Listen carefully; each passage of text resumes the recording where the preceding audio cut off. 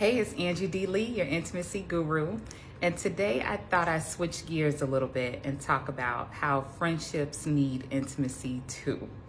The reason why I wanted to discuss this today, I was actually having a conversation with my mom actually this morning, and thought just came to me like, let's talk about this today. I mean, to the point I was literally in the middle of making my smoothie. So give me a minute. Excuse me. So I was in the middle of making my smoothie this morning, but I was like, I need to talk about this. I think this is such an important topic. I know I deal a lot with relationships, long-term relationships, marriages, and intimacy in those particular relationships. But I did want to talk about intimacy and friendships because this is really important.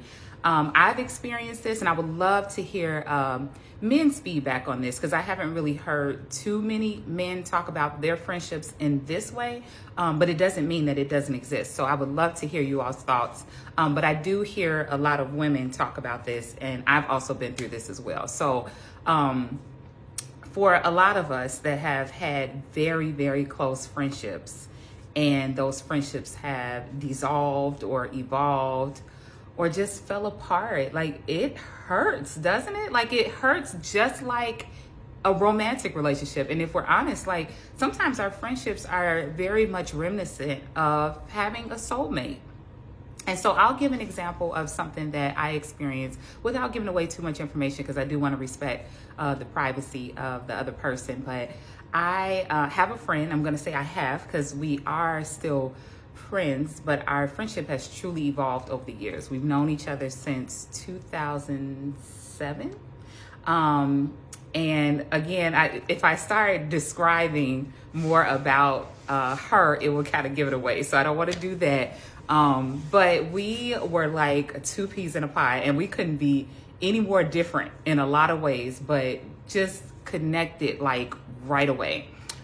Spent a lot of time together, talked a lot, went out, had a good time. I mean, we disclosed a lot of things, to each other, and we just had this bond that was like something that I didn't even expect to happen, when I met her, and I think she felt the same way. So fast forward some years, so that was 2007. So I would say roughly around 2012, 13, the friendship started to shift.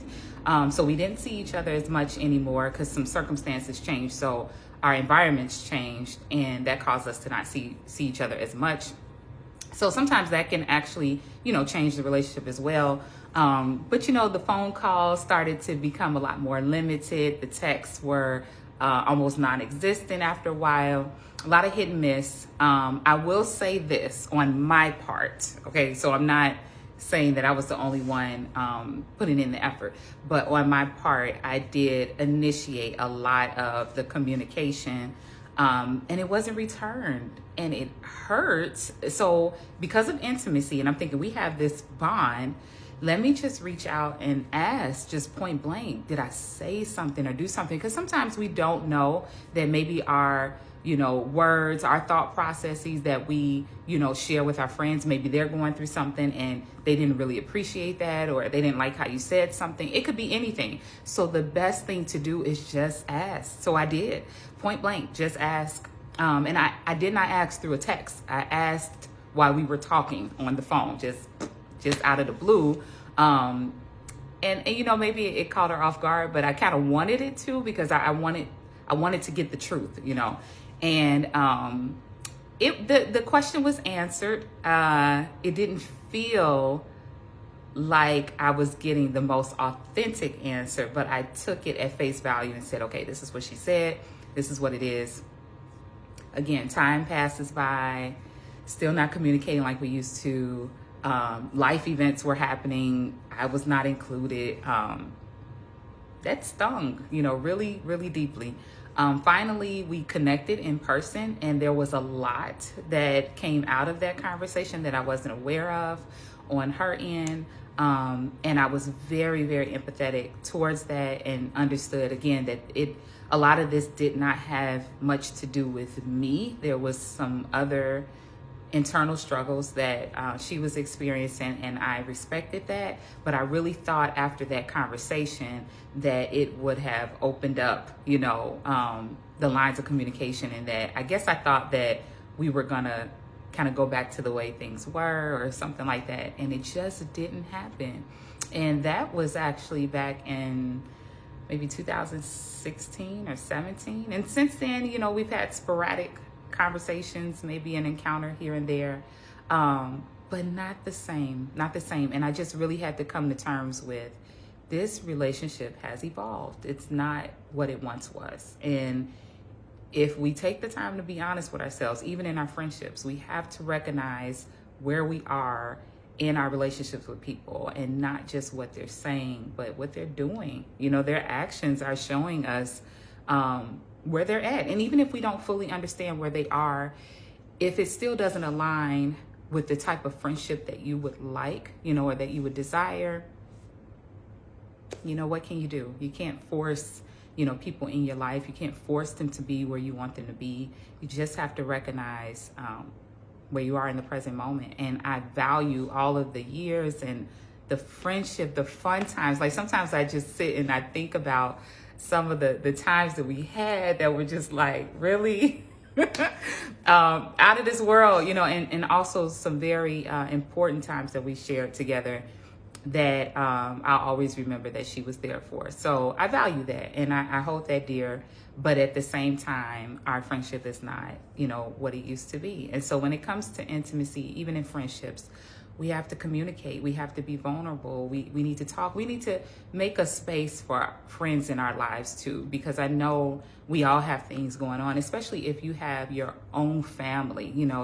If you are in a friendship, but you have your own family, you are in a relationship, or you're married, you have kids, you have a very demanding career or business or whatever you're involved in, organizations, our friendships, require some nurturing as well. And then if you know the type of friendship that you have with the person, then expecting something that maybe you have with a different friend, that would be unfair. That's kind of like with dating, right? So you've had all of these experiences with dating, then you get with someone and then you're expecting them to do and be the way your previous, partners were. And that's just unfair, because we're just all different people. We all have, different DNA, different personalities, and we have to accept and embrace people for truly who they are. And so sometimes, friendships, like intimacy in friendships, can also be very challenging, because it requires